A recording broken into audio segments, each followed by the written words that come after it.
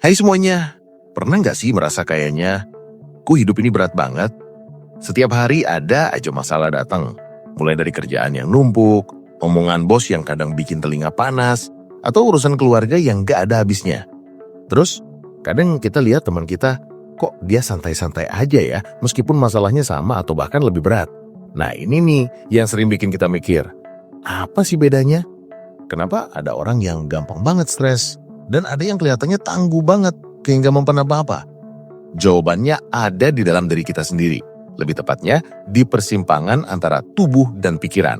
Ini bukan cuma soal kuat-kuatan mental doang, tapi ada ilmunya, ada biologinya, yang namanya biologi ketahanan mental. Bayangkan begini, tubuh kita ini kayak sebuah rumah yang super canggih. Di dalam rumah ini, ada berbagai sistem yang bekerja sama supaya kita bisa berfungsi dengan baik. Ada sistem pernafasan, pencernaan, peredaran darah, dan yang paling penting dalam konteks ini, sistem saraf dan sistem endokrin. Dua sistem ini adalah jembatan utama antara apa yang kita rasakan di pikiran dengan apa yang terjadi di tubuh kita. Ketika kita bilang stres, itu bukan cuma perasaan gak enak di kepala doang, tapi ada serangkaian reaksi kimia dan fisiologis yang terjadi di seluruh tubuh kita. Misalnya, jantung jadi berdebar kencang, napas jadi pendek, otot menegang, atau telapak tangan berkeringat. Itu semua sinyal dari tubuh kalau lagi dalam mode darurat, mode lawan atau kabur. Nah, disinilah psikologi berperan. Cara kita memandang suatu kejadian itu penting banget. Ada orang yang melihat tantangan sebagai kesempatan, ada juga yang melihatnya sebagai bencana. Perbedaan cara pandang ini akan memicu reaksi yang berbeda di dalam tubuh. Contohnya, kalau kita menganggap presentasi di depan bos itu menakutkan, otak kita akan mengirim sinyal bahaya ke kelenjar adrenal yang ada di atas ginjal. Kelenjar ini langsung sigap memproduksi hormon stres seperti kortisol dan adrenalin. Hormon-hormon ini yang bikin jantung berdebar kencang, napas jadi pendek, dan otot menegang, dan juga kita jadi lebih waspada. Ini sebenarnya mekanisme alami tubuh untuk melindungi kita dari bahaya. Zaman dulu, kalau ketemu harimau, reaksi ini bikin kita bisa lari lebih kencang atau melawan. Tapi di zaman sekarang, bahayanya bukan harimau lagi, melainkan deadline atau tagihan. Nah, kalau tubuh kita terus-terusan dalam mode siaga, ini yang jadi masalah. Kortisol yang terlalu banyak dan terlalu lama beredar di tubuh kita bisa bikin berbagai macam masalah kesehatan. Mulai dari susah tidur, berat badan naik, sistem kekebalan tubuh melemah, sampai masalah pencernaan. Tapi ada kabar baiknya. Tubuh dan pikiran kita punya kemampuan yang luar biasa untuk beradaptasi, bahkan terhadap stres. Inilah yang kita sebut ketahanan mental. Ketahanan mental itu bukan berarti nggak pernah stres sama sekali, tapi lebih ke kemampuan untuk bangkit kembali setelah jatuh, untuk menghadapi kesulitan dan keluar dari sana dengan lebih kuat. Nah, di sini ada peran dari fisiologi kita. Tubuh kita punya mekanisme untuk mematikan respons stres ini. Ada sistem saraf yang namanya sistem saraf parasimpatis, yang fungsinya kayak rem di mobil. Kalau sistem saraf simpatis itu gasnya, parasimpatis ini remnya. Ketika aktif, dia akan menurunkan detak jantung, bikin napas lebih teratur, dan membuat otot lebih rileks. Ini yang kita rasakan kalau lagi santai, habis meditasi, atau pas lagi jalan-jalan di taman. Terus, gimana caranya kita bisa mengaktifkan rem ini lebih sering? Salah satu caranya adalah dengan melatih pikiran kita. Ini bagian dari psikologi. Teknik seperti mindfulness atau meditasi itu sebenarnya melatih otak kita untuk lebih sadar akan apa yang terjadi di tubuh dan pikiran kita, tanpa menghakimi. Dengan begitu, kita bisa mengenali sinyal stres lebih awal dan meresponsnya dengan lebih tenang. Misalnya, saat jantung mulai berdebar kencang karena panik, daripada makin panik, kita bisa menarik napas dalam-dalam, fokus pada pernafasan, dan secara perlahan detak jantung akan kembali normal. Ini bukan sulap, tapi proses fisiologis yang melibatkan pengaturan sistem saraf kita.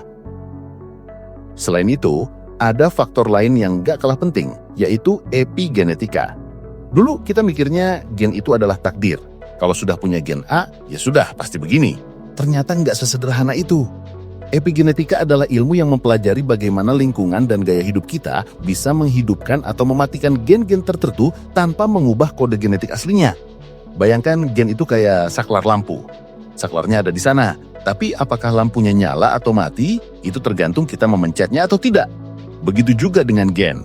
Gaya hidup kita, makanan yang kita makan, olahraga yang kita lakukan, bahkan tingkat stres yang kita alami bisa mempengaruhi gen mana yang aktif dan gen mana yang tidak.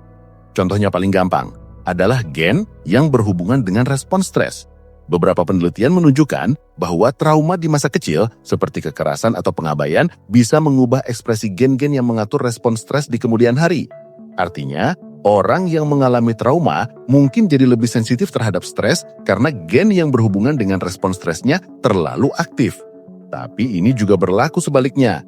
Lingkungan yang positif, dukungan sosial yang kuat, dan gaya hidup sehat bisa membantu menonaktifkan gen-gen pemicu stres atau justru mengaktifkan gen-gen yang berhubungan dengan ketahanan. Misalnya, rutin berolahraga tidak hanya membuat tubuh lebih vigar, tapi juga bisa mempengaruhi ekspresi gen yang berhubungan dengan suasana hati dan kemampuan kita mengatasi stres. Begitu juga dengan pola makan yang sehat, cukup tidur, dan punya hobi yang menyenangkan. Semua itu bukan cuma bikin kita senang, tapi juga secara biologis membantu tubuh dan pikiran kita jadi lebih tangguh. Jadi, ketika kita bicara soal ketahanan mental, kita nggak bisa cuma fokus pada satu aspek aja. Kita nggak bisa cuma bilang, itu mah cuma di pikiran doang. Enggak, itu melibatkan seluruh sistem di tubuh kita. Tubuh kita bereaksi terhadap pikiran kita, dan sebaliknya. Dan yang menarik, reaksi ini bisa dipengaruhi oleh hal-hal yang kita alami sepanjang hidup, bahkan oleh apa yang orang tua kita alami sebelum kita lahir loh. Itu juga bagian dari epigenetika, di mana pengalaman dari generasi sebelumnya bisa meninggalkan jejak pada gen yang diwariskan. Lalu, apa yang bisa kita lakukan dengan semua informasi ini? Pertama, sadari bahwa stres itu wajar, tapi respons kita terhadap stres itu yang penting. Kedua, belajar mengenali sinyal stres di tubuh kita. Apakah jantung mulai berdebar kencang, napas jadi pendek, otot menegang? Begitu kita sadar, kita bisa mengambil tindakan. Ketiga, praktekkan teknik-teknik relaksasi. Ini bisa apa saja, mulai dari napas dalam, meditasi, yoga, mendengarkan musik menenangkan, atau sekedar jalan kaki santai di taman. Ini semua membantu mengaktifkan sistem saraf parasimpatis kita. Keempat, perhatikan gaya hidup. Tidur cukup, makan makanan bergizi, dan rutin berolahraga itu bukan cuma buat badan sehat, tapi juga buat mental yang tangguh. Kelima, bangun dukungan sosial yang kuat. Punya teman atau keluarga yang bisa diajak bicara dan berbagi keluh kesah itu penting banget. Interaksi positif bisa melepaskan hormon seperti oksitosin yang punya efek menenangkan dan mengurangi stres. Dan yang terakhir, jangan takut mencari bantuan profesional kalau merasa kesulitan. Psikolog atau psikiater bisa membantu kita memahami lebih dalam tentang diri kita dan memberikan strategi yang lebih personal. Intinya, ketahanan mental itu bukan bakat yang cuma dimiliki sebagian orang. Ini adalah sesuatu yang bisa kita latih dan kembangkan. Dengan memahami bagaimana pikiran, tubuh, dan bahkan gen kita bekerja sama dalam menghadapi stres, kita jadi punya senjata yang lebih lengkap untuk menjalani hidup. Kita bisa jadi lebih sadar, lebih peduli sama diri sendiri, dan akhirnya jadi pribadi yang lebih tangguh menghadapi segala tantangan yang datang. Ini adalah perjalanan seumur hidup, dan setiap langkah kecil yang kita ambil untuk merawat diri sendiri, itu akan sangat berarti. Jadi, mari kita mulai menjaga rumah canggih ini, tubuh dan pikiran kita, agar bisa terus berfungsi optimal dalam menghadapi segala badai.